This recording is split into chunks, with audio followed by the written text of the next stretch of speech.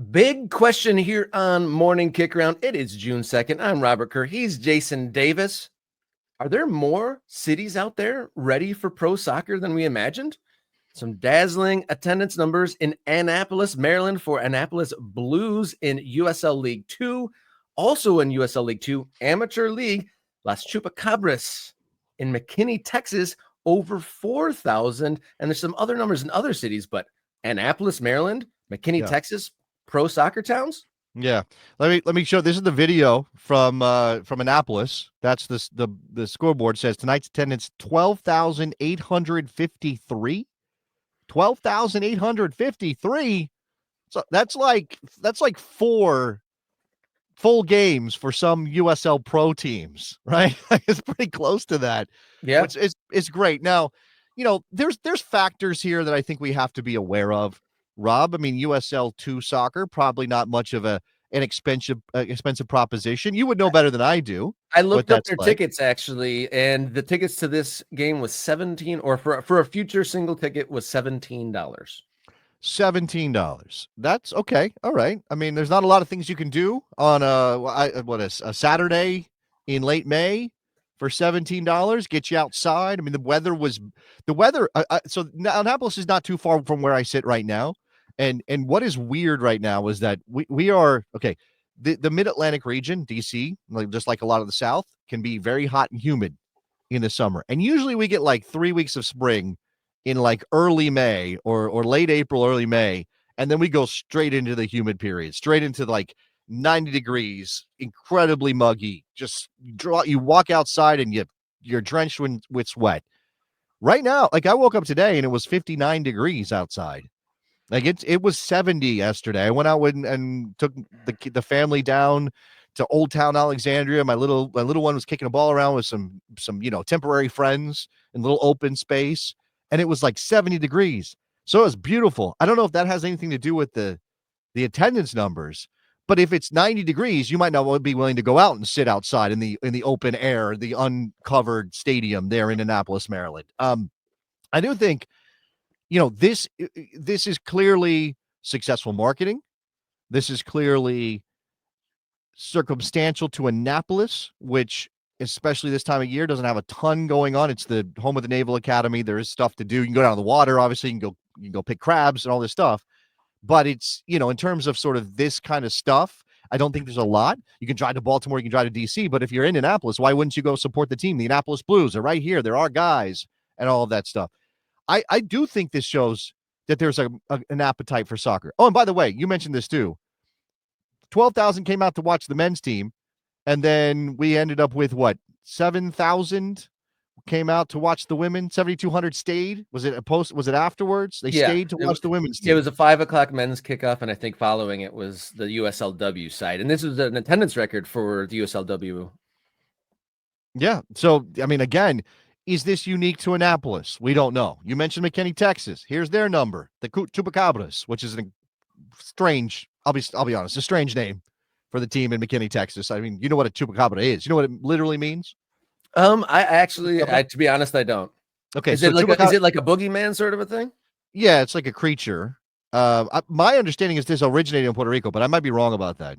But Chupacabra literally means goat sucker, because the story is that it goes inside and like eats the insides out and leaves like just the skin of the animal. It's horrifying, honestly. the cryptozoology thing is horrifying. But anyway, it doesn't matter. Almost 4,200 fans for lower division soccer in America. Second, amateur, USL-2, same thing as Annapolis. So again, Annapolis ready for a professional team, Rob? Is that something we can say? Or is that like, let it bubble a little bit, let it cook, let it do this, a la Detroit City? I mean, obviously that's a much bigger metropolitan area to draw from than Annapolis, but is there something to like, let's not get ahead of ourselves? Or is this strike while the iron is hot? Let's get these guys to go invest in professional soccer, because what we want to do is dot the map with successful teams like Annapolis, so that there is no longer an argument against promotion or relegation in this country. Well, Marcus in the chat says this isn't a rarity. They've been getting an average of 10,000 for the last few years over I like how there. he So I like how he threw a dollar sign on there. On average of 10,000. I don't think that's what he meant, but 10,000. Yeah, they've been doing that. They have been doing it. And yes, Michael Hitchcock is involved. That's I believe that he's saying that McKinney has a connection there. We do know, and we found this out, right, that there is another team in Lubbock, Texas, that is owned by the same people that own the Annapolis team. I mean, okay, Kyle Beckerman's a Maryland guy. He's invested in the Annapolis team, but there is a group. And Rob, what does this say? Pro Rel Soccer Ventures. Literally, Pro Rel is their name. They're invested in that Lubbock Matadors team that plays in the NPSL. And I just checked their attendance, and they had, what, 6,000? Is that what we saw? 6,200 people went out and watched an NPSL game just like 2 weeks ago or a week and a half ago. yeah, So, so for clarity, the Chupacabras isn't connected. It's the no. Lubbock and Annapolis are connected. Well, I think that Marcus is saying that McKinney may be connected to Annapolis. I have not verified that. We do know Lubbock and Annapolis have ownership, similar ownership or related ownership. Again, people want to jump immediately, and I think our people, our ultras want to do this. We want to jump immediately to, oh, they've got that many people, pro team, boom, do it, go. And I would love to talk to some of the guys behind these, some of the people behind these teams to get a sense of that. Like, what is your idea on how to grow this so you don't get out over your skis and lose the momentum? And also, like, how are they doing it? And how can it be replicated? Because this is what we need everywhere. Yeah, I was going to say that we might need to do a case study of how did they promote these teams to get thousands and thousands of fans in there, because someone who has promoted a USL team and has been adjacent to DCFC going from an amateur team to a professional team. I mean, Detroit did wonderful things. They started a team within a community that already existed. Is that what these teams have done? What was this base in Annapolis that they are drawing from to draw these? Is there a lot of universities that are already there? Are they getting all like the military families to come out there? Like, usually typically successful, immediate success in attendance numbers are usually connected to marketing and drawing from within a group that already exists. And what that is, I think, might need to be studied. But Detroit, they were an amateur side for 7-8 years before the professional thing, at least 7 years before the professional thing became like, this is the next step. And then maybe, like you were saying, is it jumping the gun to go Annapolis, boom, 3 years, good attendance, you're a pro? But will those people, are they getting that condensed attendance because it's only like 6 or 7 home games a year and everyone that would ever go is going to that limited amount of dates? And Detroit too, like for a while there's like, they went from 8 home games a season to about, what's a USL length of a season, 34. So they doubled, tripled their amount of home games. And I know that like bringing the energy that would be brought to 6-7 games is a lot different than the energy you bring to like a 25 game home calendar. Yeah, that's the thing. Like you point out something important here. Like, if it's a short season summer team, is that core to the identity of the club and therefore core to the selling of the club to the people who might come out and watch a game? I don't have an answer to that. It's a reasonable question to ask. I don't have an answer to that.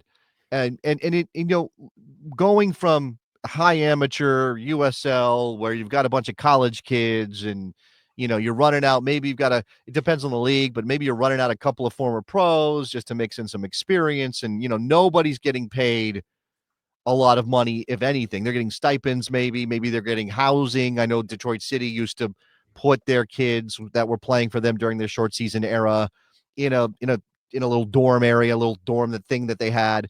That those costs are significantly different than running a professional organization. When you have league fees, when you have marketing goes crazy when you get to that level, and you're paying professional staff to run everything. That's a big chunk.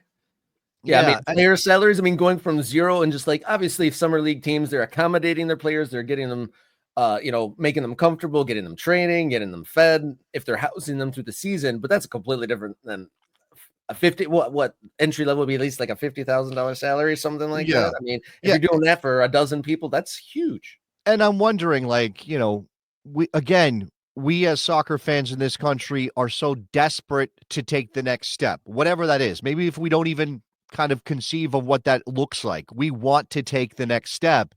And now that USL has dropped this pro rel plan on us and that they're going to launch a first division league under US soccer's professional league standards, because all this stuff seems to be lining up. And I think even before that news was out, even before USL took those big steps forward, we want to see these kinds of stories blow up, because it's a proof of concept that we can get where a lot of us want to be, which again is an interconnected pyramid across our vast country, with leagues and teams. And while I don't know that it's necessary for Annapolis to be playing in the top division of American soccer one day, just the idea that they could build something where that city has their own particular community team and can live and die year to year with their travails, trying to do what English clubs do when they're small and go up to the second division. And it's this huge, that we want that for us, right? We see what England has and what some of these other countries have, and we want that from us. And Annapolis feels, and in particular because they're proving it with their attendance, they feel like a place, well, okay, that they need to be part of this thing we want. And I don't know, Rob, and maybe Oakland County is a good way to think about this because you know that club, and maybe Detroit City is obviously on the other end of the spectrum, but does everybody involved want that? Does not just ownership, right? And again, Detroit City is a particular set of circumstances, but do you, not just the owners, but do the fans, do the people who attach themselves to these teams, do the community want that?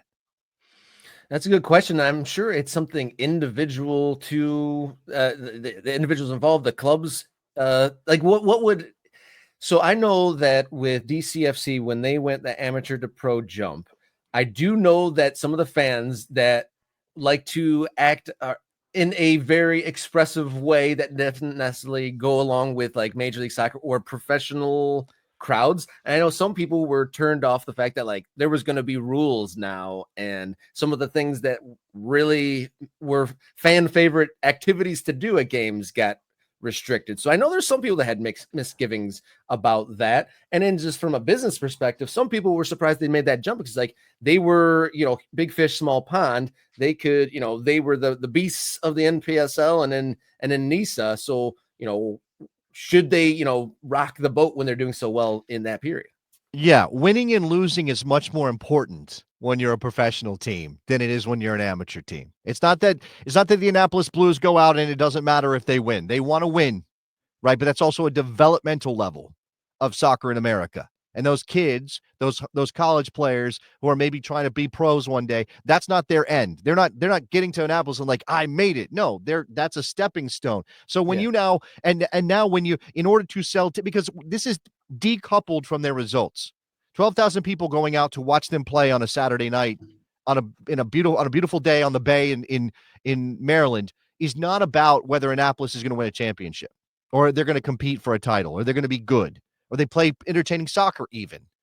But when you're professional, it becomes about all of that. Like now winning is a major driver of whether you are successful as a business, and that changes a lot of that the formula of how you're going to operate. I think that's interesting. And great quote at the bottom of the screen: "You play to win the game." That's become a cliche, and it's all right. We're going to get to cliches here in a moment or so, but it is interesting. Great to see, people enjoying soccer across the country, regardless of what the future may bring. Great weekend to see everyone out taking in the game. And just one last point on the USL-2 and all that. Yeah, it's like, are you, for players, becoming like, is this an attractive stepping stone or is this my destination? Like the Flint City Bucks, very dominant in the USL-2, but an amazing stepping stone. Countless players have gone pro from there, but do they have the same draw if that is the destination? We'll see. If you're watching this now and you haven't hit subscribe yet, what's holding you back? Do so now. And if you've already done so, tell your family and friends. Word of mouth at this stage, hugely important. So if you enjoy the program, tell some folks about it. Maybe hit that share button, throw it in your group chats, and we'll bring some more folks into the MK Ultra fold. Take it a next step further and get a membership on YouTube. $3.99, and it gets you access to the Discord, early access to videos, priority commenting, and early access to videos, and much more. And then also, if you don't want to subscribe for a monthly thing, you can go to coffee.com/morningkickaround for a one-time donation. You can pick your amount, you can pick your frequency, and so you can do that as well. Coffee.com/morningkickaround. And we are also a podcast. Check us out on your favorite audio platform. Just search Morning Kick Around, and note that on Spotify, you can watch us in video format there as well.